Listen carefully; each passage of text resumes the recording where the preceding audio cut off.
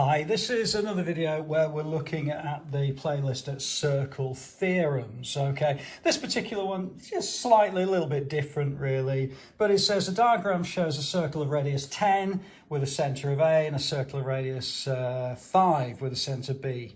Okay, the circles touch externally, which basically means that they touch at this point here, and they have a common tangent CD. So this line along here is touching both circumferences of both circles, okay?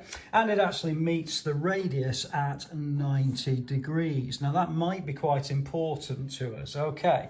So what we're being asked to do is to calculate the length CD, giving our answer in surd form. So this would be a non-calculator paper question.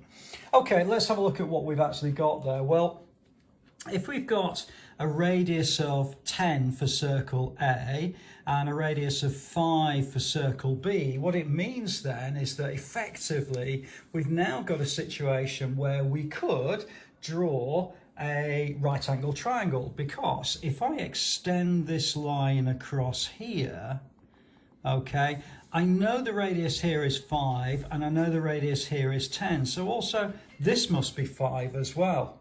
So what I've got now is a right angle triangle where this is 5 and this is 15, okay?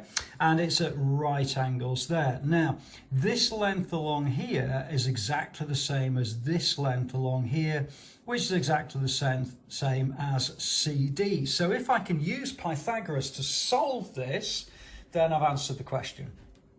Okay, so using Pythagoras to solve this, I'm going to say this is A, which is the hypotenuse, B and C. So I've got A squared equals B squared plus C squared. Well, A squared is going to be 15 squared, B squared is 5 squared, plus C squared. Okay, so if I want to then work out C on its own, which is the bit that I'm particularly interested in, I'm going to minus this 5 squared from both sides. So I'm going to get 15 squared minus 5 squared equals C squared.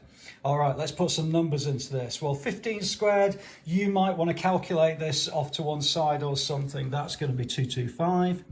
And that's minus 5 squared, which is 25, equals C squared. So in other words, 225 minus 25 is 200 equals C squared. So basically C is equal to the square root of 200.